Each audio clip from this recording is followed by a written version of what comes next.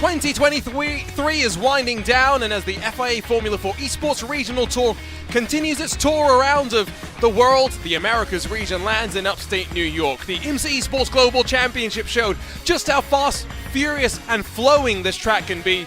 But today, just 160 horsepower, it's going to be all about the draft and managing expectations over the course of the 20-minute dash. Delighted to have you along once again here on RaceSpotTV, where my name is Arjuna Kankipati, joined alongside by Derek Watson as we get ready to rumble. Just 3 rounds left in 2023 Season 4, and what a journey these drivers have been on in the FIA Formula 4 Esports Americas region.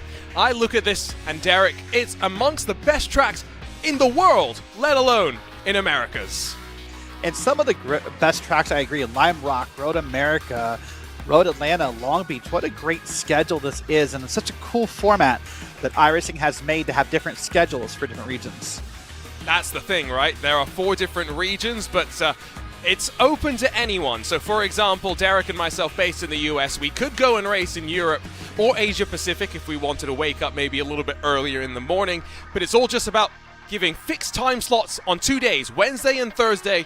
If you wanted to run all 32 races, you could. It's about 370-something races over the course of the season that are open to anyone with a non-rookie license. A really important thing because, Derek, this is a car that in the real world represents a step up for drivers as they build racecraft, as they build speed. And it's much the same here on iRacing. You get out of the rookie ranks and you can jump into this official FIA Formula 4 Esports Regional Tour. You can. This is one of the beautiful changes, Arjuna, to iRacing, I think, in the past couple of years, is how we're now building ladders of learning and development across the different series. And, of course, now we have the Formula 4s, the Formula 3s, and you move your way on up. This is a great program we're seeing to help drivers get better as they get more experienced. Of course, earlier today, the British Formula 4 Esports Championship also continued its season, so it's great to see after the Campeonato Sudamericano Esports Championship just a couple of weeks ago, the car gets continued focus here, of course, on this iRacing platform. And, well, we head to, unfortunately, what is not the oval layout of Watkins, Glen. We are going to have the entire boot section as well, but it is one, I think, of America's finest tracks. But Derek, also one of America's old school tracks in that there's not much margin for error. Yes, track limits might be a discussion here and there, but there's walls, there's grass, there's not much room to have errors and get away with it. No, there's really not. If you make an error here, your first concern has to be saving the car, and there's not a whole lot of space to do it. And I predict, Arjuna, that inner loop right there on the back straight is going to be a problem point at some point in this race. At least once, if not a couple more times. Again, we're talking a car with 160 horsepower, so it's not got much horsepower to break away. Got about 100 feet of elevation change as you climb up out of the 90, the lowest part of the track, up in towards that run up in towards the inner loop, and so much excitement to come there. Derek, you've got, well, I would say excitement in some ways, but maybe nerves as well. Some of your teammates out there on track as well here today. I do. I have 3 of them out there, part of Tabula Rasa Esports. We have Nicholas Acosta, Faison Sheik, and Vincent LaRue. So I will be really happy or maybe really sad here in about 27, 28 minutes. We'll find out. You'll be biting on the fingernails. I have that sense as well. And hopefully, it's always rather ominous signage for you to get underway for a race. Hopefully no bowling down into turn number 1, although standing starts in this Formula 4 and it's a downhill run, so I have a feeling that the cars at the very front of the grid are actually going to be somewhat compromised in terms of the clutch and maybe need to be riding the brake as well. These are those unique things that you actually have to think about here on iRacing. It is something you have to think about, and something we saw a couple weeks ago here on Race Spot with the Precision Racing League, Arjuna, with these cars and this track combination. You have to think about the draft. You have to be in the draft here at Watkins Glen and time the move perfectly.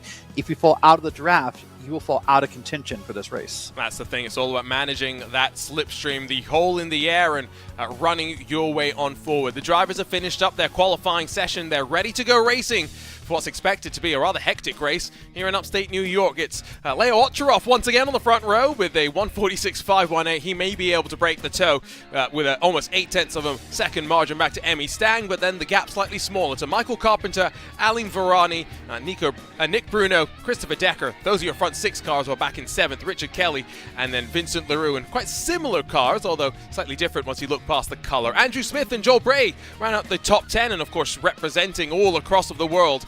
Faison Sheikh and then Nicholas Acosta right behind them on the 6th row of the grid. Armando Valdez and then Leo Colavita in 13th and 14th spots with almost 2.5 seconds back to these drivers. Gabriel Selin, Tyler Lugo Vickery, who was racing in some next level racing competition just a couple of hours ago, is in 16th. Richard Franco, and then in the first car with no time on the board, Samuel Barrito will line up in 18th, and the final starter, in fact, getting ready to rumble.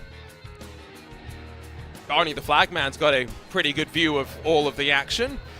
You talked about needing to pull out of the draft, and Derek, it's all about building up to those final laps as well. It doesn't really matter who leads the laps that build up to the checkered flag. You only need to lead when you get to the line.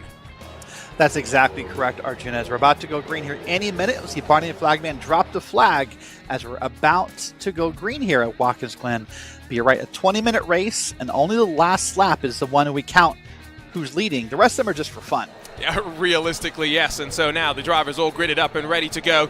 They turn their attention towards their starting lights, and the engines rev once again in the FIA Formula 4 Esports Regional Tour. The Americas region and upstate New York is underway. And let's see, can we get away with no bowling down in towards the 90? There's 2 and 3 wide and almost 4 wide further behind, but single file for the top 2 or 3. It's the climb up towards the S's as all 18 of the FIA Formula 4 machines rumble up the hill. It's this draft that plays its part. Ovcharov is going to have to watch out. Of course, this is the one time that they'll be most vulnerable, when the field is all stacked up on, and you've got 2x2 further back, but single file into the bus stop for the first time of asking. There we go. So this is the big question, this bus stop all day long. It's really a tight entry and mixed with having to use that curb. And curbs and the Formula 4 cars are not friends here. As already had a car off track in the background there, but curbs and these cars are not exactly friends, Arjuna. They are not always on a speaking basis, but you have to use the curbs here at the Glen. I think it might have been Nicholas Acosta that had the small issue, and now as we head down into the boot section, more trouble. It's Christopher Decker that's gone around. Tyler Lugo Vickery able to scamper on through, and everyone else gets through unscathed. Emmy Stang, after starting up in 2nd, is down to 6th after being swarmed on the start, and already Otcharov has been able to break the toe, a crucial margin as we head to the end of the 2nd sector. Yeah, getting ready to head through this portion, get back out to the normal part of the track, quote unquote, make this hard left-hander here. In my opinion, the hardest left-hander on this track, or the hardest corner on the track, even, Arjuna. You have to do it at a slow speed and one small bobble, and you'll be in that wall there on the outside. It's also because it's off camber as you kind of crest over the top of it, and so you're trying to get on power early. It's a dogfight further behind. I tell you what, Leo Ovcharov has broken away 2.5 seconds, the margin at the end of the opening lap. You were watching Michael Carpenter thinking it was Ovcharov. No, he's even further in front. Down into the 90 once again will go Barney. The flagman has a great view of all of the fighting. It's Aline Varani that leads from Nick Bruno in that fight for 3rd on back as they once again head up towards this long sweeping right then left, and it's all building up the momentum and playing with the slipstream that they're punching in front.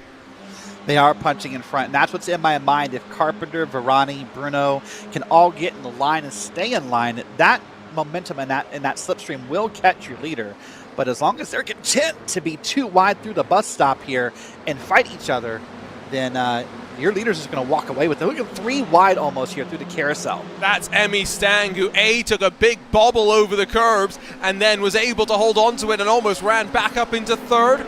At least is able to slot in behind Aline Varani, while Richard Kelly and Nick Bruno battle behind Vincent Leroux in the also very yellow machine.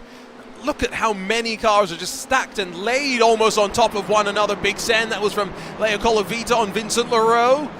And these are not educated moves, is what I would say. They're not thinking about the slipstream. They're just throwing sends up the inside and allowing Carpenter and Varani potentially to break away. Yeah, they really are. But now I think they're starting to get it maybe a little in line for the moment here. We'll watch on board here. This is going to be with Andrew Smith. resident of Illinois. Going to make that left-hander. You said it's off camber. It's so difficult. And now we come back into the final 2 corners of the track here. And you can really be on the gas here through this portion of the track and build some momentum. You got to be careful though. If you run side by side through the penultimate corner, it compromises you in the final corner, and it's a pretty short run but an important run into the 90, because out of there that momentum builds up. Emmy Stang able to get alongside Aline Varani, but now on the inside, how tight will the 7 pinch? You can also run wide, but be careful of the off track, both giving each other enough room. You can see Carpenter's broken away, Ofteroff is broken away as well. 4 minutes complete, 2 laps done. But up through the S's once again, Emmy Stang, Varani, and then Nick Bruno almost on top of each other. As you get the sense, it's all building, it's bubbling into the bus stop once more. Yeah, we're about to be there. Look at them, still almost 2 by 2. Oh man, as we get to the bus stop, now they're 3 wide as they were pinching there, Arjuna. I don't know who's going to be the wisest here, and I was wondering if there was going to be contact. Richard Kelly instigates it, but I think it's Leo Colavita that loses out in the 14. Oh, it was all boiling, it was all bubbling. Let's cycle back as they run now down the hill to the start of the race, and let's check out what happened to, is that Nicholas Acosta in the number 18? It is Acosta in the 18. Just, yeah, got a little quick on the turn there for the left at the end of the bus stop and mowed the grass. And then I think it was Christopher Decker who, just way overcommits down the hill. It spins around, and from there, not much that really could be done. What happened to Colavita? It's all after... Was there actually a self-spin on the inside curb? It kind of seemed like it from that perspective. It does look that way, doesn't it? Yeah. Here's a look on board. Oh, no. He actually got a little too fast and barely bumped the car in front of him. And probably stabbed the brakes, is my guess. And that's what brought the car around. I mean, they really do throw it in on that curb, don't they? And it's interesting to see just how much more momentum that some can carry than others. So end of now the 3rd lap for these drivers. Ofteroff is checked out. We're not going to be seeing him at any point today, unless he has an issue, and so I'm hoping the commentator's curse does not strike. Carpenter's got a comfortable margin, but with Emmy Stang now in 3rd and starting to build potentially some more speed, potentially you can see the gap close between 2nd and 3rd position. Richard Kelly has also been working on forward. Let's see how they all go from these drivers behind, but 3rd all the way back to 16th or so is still in the draft effectively. Oh, yeah. Look at the times on the left side of your screen here on the timing pylon, and look how close they all are. I mean, it really is from 5th on back, probably through, 11th. It's so close together. All, plus 10 seconds, but all right there, and all battling at the same time. That's the thing, right? They're fighting, and they're not losing time to one another because of how they're using the draft behind. Lugo Vickery up in front of Asselin, but we watch as Bray is up the inside, or rather, Valdez is on the inside of Bray. Some new liveries for us to all learn as we bounce across the regions. Some interesting ones as well, but this Formula 4 with 160 horsepower always seems to find some unique ways to showcase the various teams that do battle. Fastest lap of the race, if you are curious. 1:46.859 from your race leader. Let's go check in with him at least once. It seems only fitting.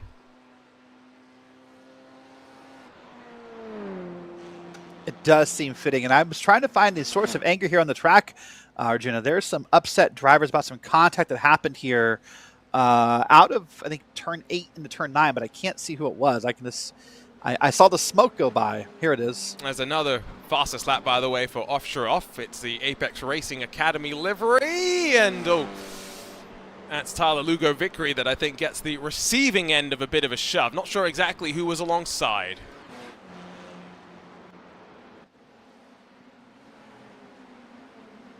So here's another look at it. Up the inside goes the blue machine. It's the number 9. So that's Gabriel Asselin getting on through. This is the great thing about the sim, is you can always dial things up and just have a chat to the rest of your drivers.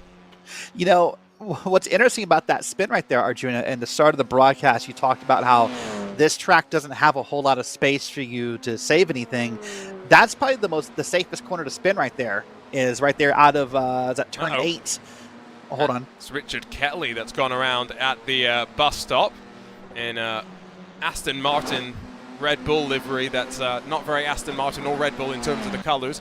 That's a place where it's a high-speed complex to go around, and you've got to assume the curbs played some part in it, and we'll have to grab a look at the replay in a few moments' time, but sorry, you were making a point there, Derek.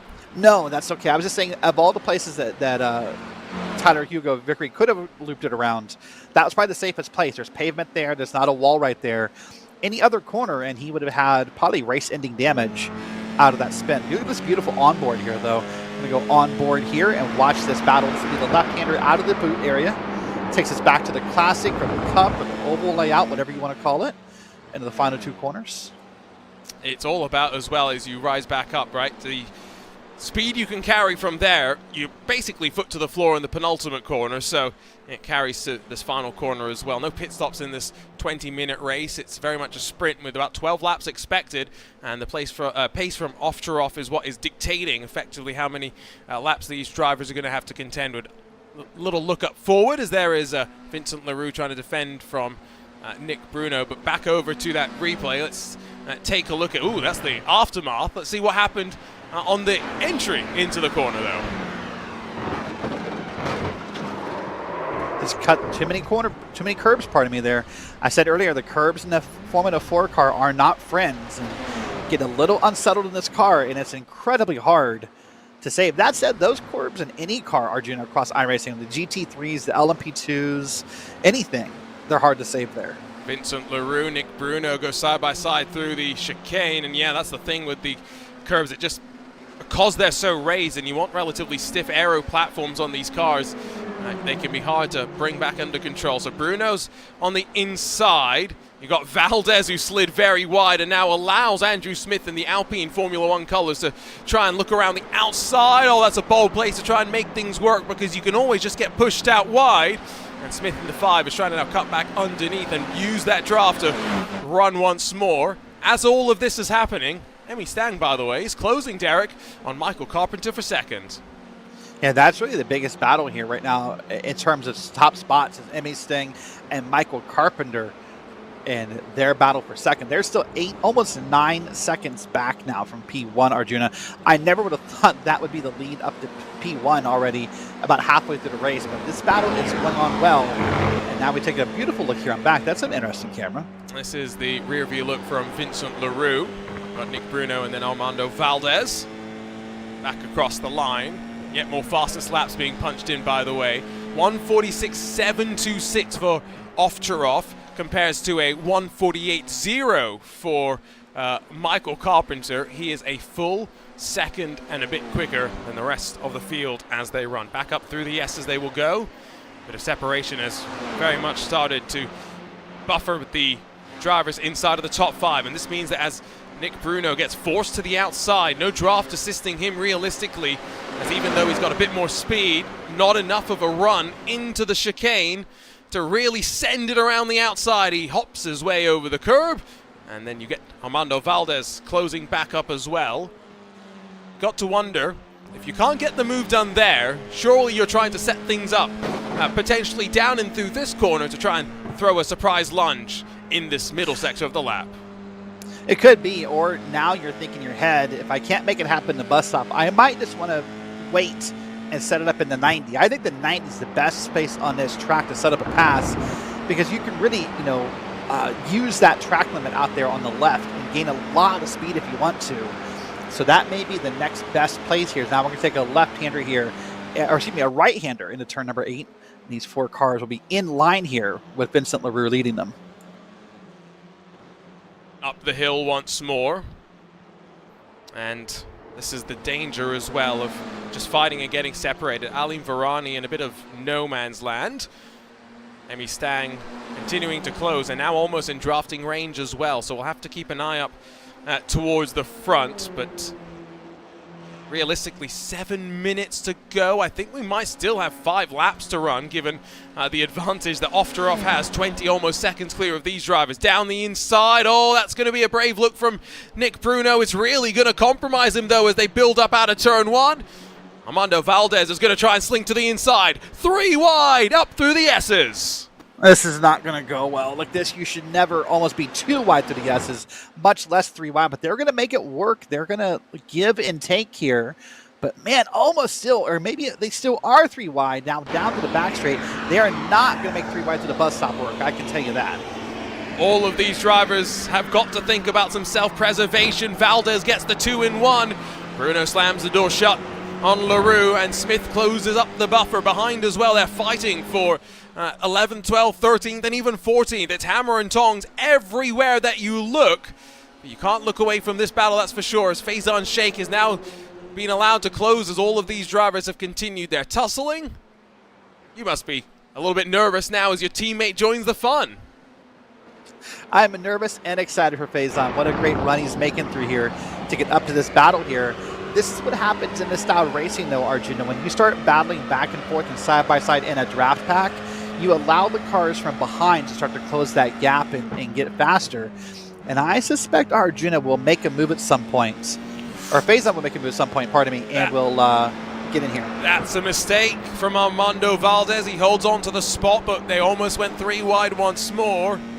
They're going to do it again, without a shadow of a doubt. Can you go 4 wide here, Derek? I think we'll find out today. I think we're going to find out. The only place I ever want to be 4 wide here, if I ever want to be 4 wide, is through turn 1 in the 90. Other than that, I don't like being 2 wide here if I can help it through most of the track. I still can't believe they were 3 wide through the essence. Like, yeah, that's scary. Definitely not that again, please. Please. Here comes Nick Bruno, back up the inside, but this time on Valdez, not on LaRue. And then instantly has a technical and drops off the screens of everybody for a moment. Draft being fed, though. Look to the inside from LaRue. Already has the overlap on Valdez. They'll be 3 wide once more. Which way will Bruno defend, though? Inside or outside? He covers the white line down low. Maybe a smart move. The momentum, though, from LaRue sees him dig 2 of those right side tires into the grass. Who's going to back out of it first? Oh, Nick Bruno doesn't. He drops down to 8th position. It's Valdez in 5th, LaRue in 6th as a result. Wow, how are these guys not? Like, sometimes knowing what you can't, what's not possible is a positive, Arjuna.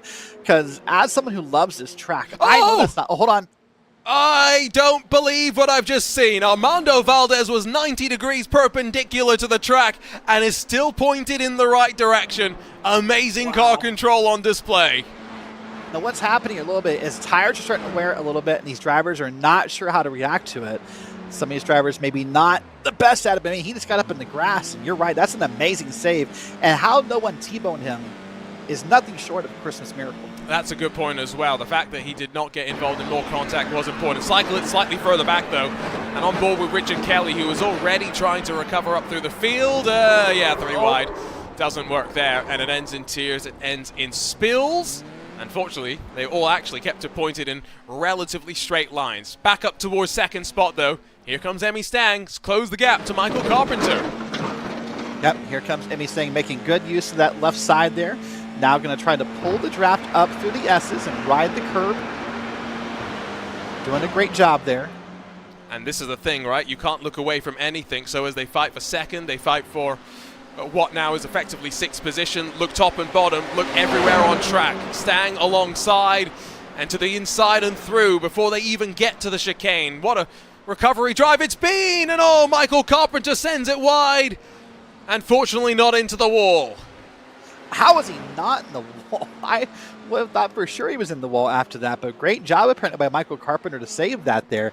That'll now bring Varani back into that battle with Carpenter, I would imagine, for 3rd and 4th before this battle is over. But now here we are back to Vincent LaRue, Andrew Smith, Faison Sheikh, and others here back through this battle. I think Nick Bruno may have shortcutted the chicane and as a result may have a penalty to serve. But ooh, that's a slide down wide and onto the grass for Valdez. And Faison Sheikh alongside, but not through just yet. Got Joel Bray that's closed behind them too. The 11 car in the middle of a Formula 4 sandwich. And Derek's, how are your fingernails right now? Man, they got nibbled off when he was up in the grass next to Faison. If he makes it a 3rd time through the grass, Arjuna, and doesn't wreck that car, he needs to go to Vegas this weekend, because that, wow. We'll have to keep an eye on what's going on in the live shot in the bottom corner of your screen. But let's figure out for Nick Bruno into the chicane. He's alongside with Andrew Smith, and goes to turn in and maybe turned in too early, and the only thing he could do was bail and take the slowdown and the pain that came with it. Penultimate lap of the race about to get underway because, again, that margin that Ovtcharov has is so significant. Oh! Joel Bray in the wall, and how did that unfold? Yeah, that was sudden and out of nowhere. I don't know where that came from. We'll have to wait for the replay to see it here. But, man, this battle now behind Vincent Leroux is battling or heating up here. Andrew Smith, Valdez, and Faison here are going to make a run at this with 2 to go. Here's the look on board with the 11. Are they bump drafting? Are they really bump drafting? Here we go, 3 wide. Oh, no. Oh, Faison backs out of it. Oh, it all comes on down. Big bobbles for both Smith and Shake, but it says Valdez back on through to 6th position. If they're going to have one more lap of fighting, you assume it's going to be quite frenetic. What happened to Bray? Let's take a look, Derek. Yeah, let's take a look and see. Just, I don't know. It got loose maybe out of that, hit that grass there. But, you know, Arjuna, we were discussing yesterday how I'm sort of the old man of RaceSpot. And I know that when I see bump drafting and these prototype cars, or these open wheel cars in this case, there's no bump drafting in these cars. It angers me. I'm the old man of racing, Arjuna. It's not great. I agree, although I don't appreciate bump drafting in general. I'm just not skilled enough, is the reality. White flag's going to drop, by the way. There's Ovtcharov back towards turn number 1 with a 15-second buffer in hand. Nick Bruno's just been passed by Christopher Decker on that recovery job. That's a really impressive job to be able to get back up into the top 10. As mentioned, no matter where you look, there's some action to be found. With one more lap to go in this 10th round of the FIA Formula 4 Esports Regional Tour. There's just 2 more rounds to go after this one. Bruno out a little bit wide. Samuel Hirbirito is here as well. I feel the need to self-promote for a second, Arjuna. If you love this racing with the F4s, every Thursday night you can watch it here on RaceSpotTV with the Precision Racing League, just FYI. That starts at, 5:30 Pacific, 8:30 Eastern, 12:30 a.m. GMT, if I can math correctly. No, don't try doing the UTC conversion. That's too much for most brains to comprehend. I have to take my socks off. It's going to get ugly. Yeah, no, there's always some great racing on, again, Thursdays, Wednesdays. There's so much Formula 4 that we get here on RaceSpot, and we always enjoy it. This is really a fight for 10th position. I don't know if there's realistically too many fights in front to keep an eye on. That's not going to be a passing opportunity, Gabriel, and he has to back out of that one as they bounce and bobble over the chicane for one final time. It's not often that you get a dominant leader like this. 20-minute race, 16-second dominant advantage. Yeah, very dominant. Just really got ahead and stayed out of the fights and the dog fights for P2 on back, and just got some open air and took advantage of it. And yep, dominance is the word here, and victory is the other word that comes to mind. And based on that livery, I want to go out on a limb and say it's a Delta Sport car that comes across the line. It's Leo Ovtcharov, victorious at Watkins Glen in the 10th round of the FIA Formula 4 Esports Regional Tour, and it's America's region. It'll be Emmy Stang with the recovery drive back into 2nd that will stand alongside on the podium, while Michael Carpenter will grab 3rd. 1, 2, and 3 in iRating, 1, 2, and 3 on track as well. It was maybe somewhat expected. A battle to the line, though, is going to brew between Faison Shake and Andrew Smith. Shake gets through on the inside of the penultimate corner, and in a drag race to the line, will try and cut the draft off, and has done enough to get up to 7th. 4 positions gained. Derek, you must be happy with your teammates charged through the field.